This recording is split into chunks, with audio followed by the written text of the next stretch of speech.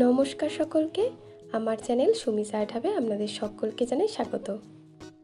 শুভ রাখি বন্ধন উৎসব উপলক্ষে ক্লে দিয়ে খুব সুন্দর এবং সহজ পদ্ধতিতে কিভাবে রাখি বানানো যায় সেটি আপনাদের সাথে আজ শেয়ার করব।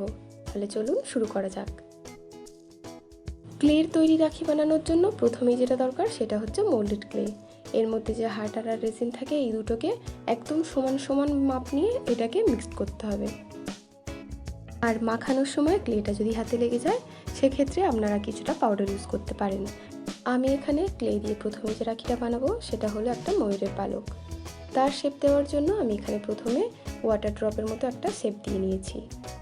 এরপর সেটাকে আঙুলের সাহায্যে ভালো করে প্রেস করে নিয়ে এরকমভাবে চ্যাপটা করে নিতে হবে।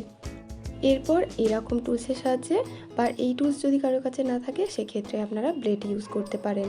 ব্লেডের সাহায্যে ধারগুলোকে এরকম খাঁজ খাঁজ মতো করে কেটে নিতে হবে।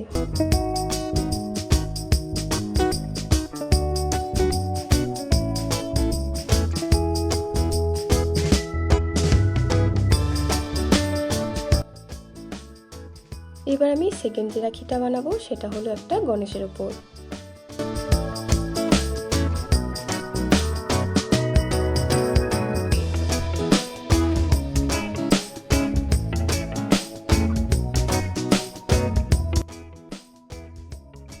ক্লের ওপর পাতা বসিয়ে যেটা তৈরি করলাম ঠিক এই জিনিসটার উপর আমি গণেশ ঠাকুরটাকে বসাবো।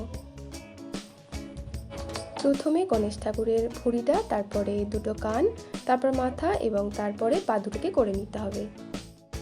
তাহলে পুরো ভিডিওটা দেখতে থাকুন।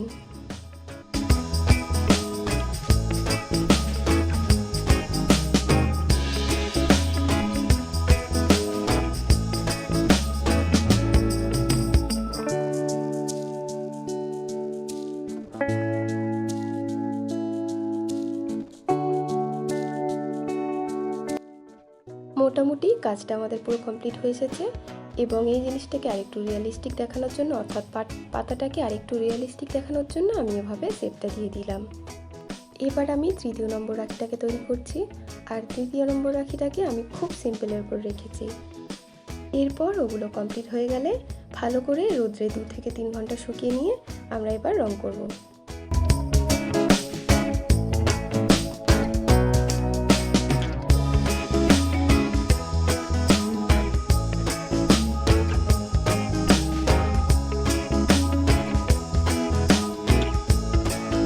ময়ূরের পালকে ঠিক যেরকম কালার হয় চেষ্টা করেছি সেরকম কালারই রাখার।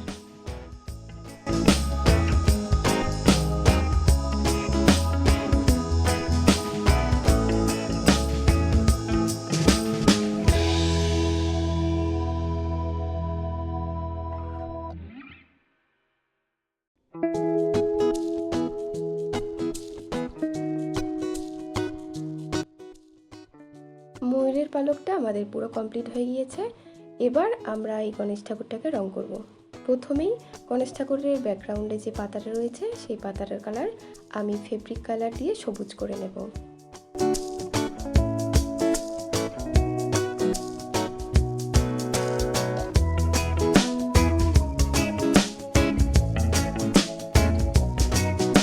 পাতাটা কমপ্লিট হয়ে যাওয়ার পর গণেশ ঠাকুরের গায়ের রংটা আমি হলুদ কালারের দিয়েছি। চাইলে গণেশ ঠাকুরের গায়ের কালারটা সাদা অথবা গোলাপি কালারেরও রাখতে পারেন। গায়ের কালারটা করা হয়ে গেলে কান দুটোকে আমি হালকা গোলাপি এবং ধুতির রংটাকে আমি লাল কালারের করে নিয়েছি।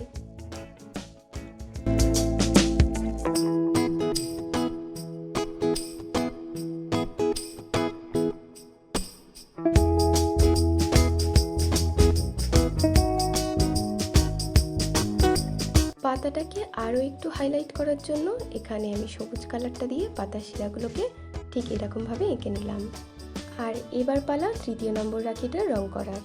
তো তৃতীয় নম্বর রাখিটাকে আমি এখানে লাল কালার করে নিলাম, আর মাঝখানে যে ছোট বলের মতো একটা অংশ রেখেছিলাম সেটাকে হলুদ এবং ধারটাকে আমি সাদা দিয়ে ডিজাইন করে নিলাম।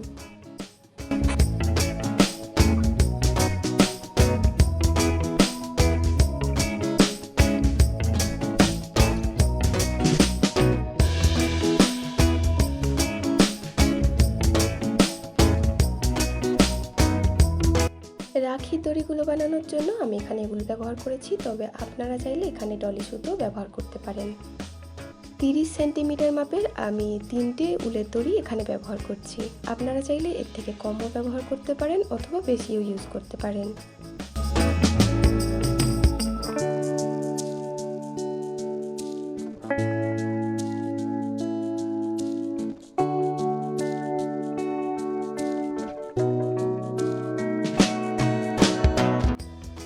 আর রাখিটাকে আর একটু সুন্দর দেখানোর জন্য দেখতেই পেলেন আমি এখানে কটন বল ইউজ করেছি, তবে আপনারা চাইলে এখানে আপনারা পার্ল বিটসও ইউজ করতে পারেন বা যে কোনো ধরনের বিটসও ইউজ করতে পারেন।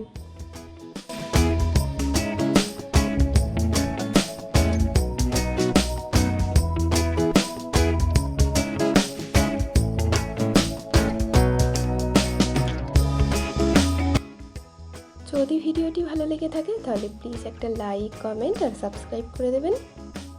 আর পুরো ভিডিওটি ধৈর্য সহকারে দেখার জন্য আপনাদেরকে অসংখ্য ধন্যবাদ।